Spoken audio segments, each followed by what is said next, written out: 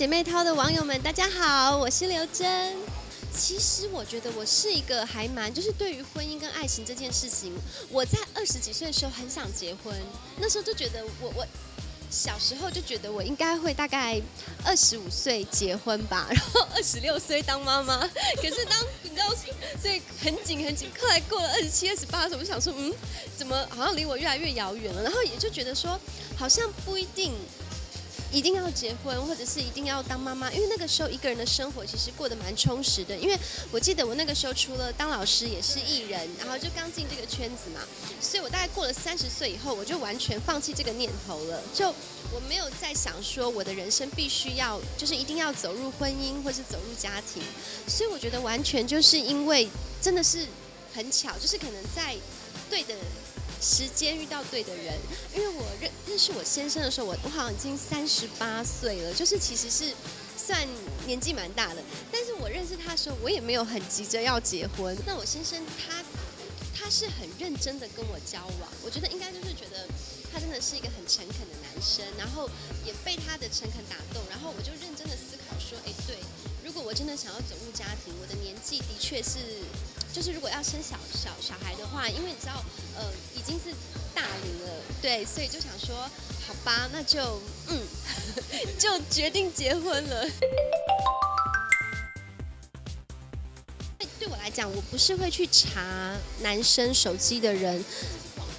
对，我不是那一种，因为我自己也不喜欢被紧迫盯人，所以我就不会这样子去要求对方。但是他就跟我讲，他就说，只要我打给他，就是一定找得到他，除非他在台上演唱，但是他下来一定会马上回给我。像他现在如果常去上通告，他经纪人的电话我也有，他就跟我说，你找不到我，你就找叶子，就找他们公司的谁谁谁。而且他是真的，我打给他，比如说假设他现在在跟宪哥聊天好了，因为我也不会要求说我。对，可是他就会说啊，宝贝啊，我现在在跟宪哥聊天，我就说哦，那好，你们继续聊。他就说你等一下，你要不要跟宪哥讲话？我说不用，他就你知道，他就一定要我跟他现在在聊，对，要我参与，很奇妙。我们有很像的地方，我先讲像的，因为我们都是风象星座，他水瓶，我是双子，然后我女儿也是水瓶，所以我们一家都风象。水瓶有点难以那个非常难以捉摸。那刚好呢，因为我是双子，所以我不喜欢太好捉摸的人。太好捉摸，我就觉得好无聊哦。就是你每天都一样，你知道，所以因为他是一个很跳跃式的人。那我讲我们两个很像的地方是，当然他爱音乐，我爱舞蹈，所以我们有时候就算我们在家看电视，我们都好多可以聊的。另外一点，我们也很像是，我们都会需要一个各自独处的空间。就是我在书里有聊到，就虽然呢我们结婚了，可是有时候在家里是，比如说他可能会在房间，他可能会弹吉他，或者是他在弄音乐的事情，然后我可以在客厅，比如说看书。或者是看 DVD， 或者是陪女儿，但是我们彼此都觉得很心安。然后呢，我也不会去，我觉得水瓶座有时候会需要一个人，我就是感觉得到他散发出来那个磁场，就是我想要一个人。但是我不会，对，可是我不会觉得说你为什么要一个人，我为什么不能在你旁边？我就会很理解，我就觉得你要一个人那很好啊，你知道，我就不一样的地方就是我先生很宅。他是一个宅男，我想说，怎么会有人这么不想动啊？而且他的宅不是说在家里，像我就算在家，我会在家里走来走去，我就是比较坐不住。但我先生是他，比如说他在卧室的床上，他就在那边就不动，就不动，那5个小时他还是在那里。对，我想说，为什么可以那么不动啊？然后他都会跟我开玩笑说：“老婆，我修行底的。”他就觉得他是修行底，他觉得他可能在，你知道，他很近，而且他真的，他以前就会常打坐。可是我说他不动，他可能不见得是打坐啊，但他就是，而且他不移动。我想说，为什么可以有人不移动？你知道，我觉得这方面我们还蛮，对我们还蛮反差的。他变成爸爸的身份以后，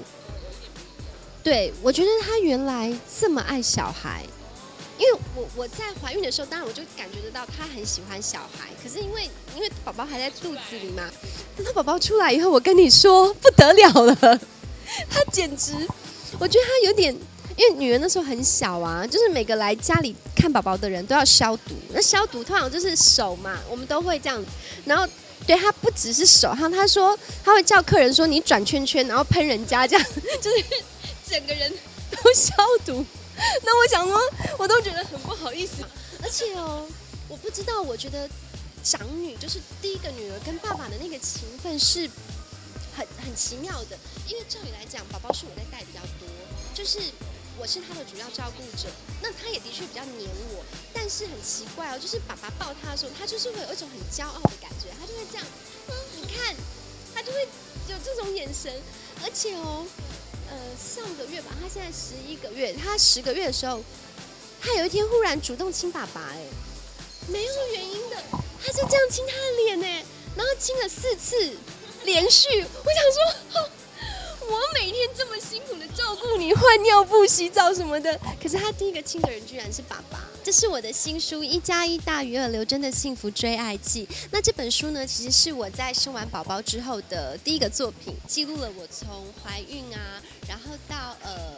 怀孕的整个过程，到生完宝宝坐月子，然后产后瘦身，就是我里面有设计了很快速瘦身的8个动作。那当然也有一些跟先生相处的，就是2个人夫妻相处之道，也都记载在这里面，所以算是一本蛮完整的幸福追爱记。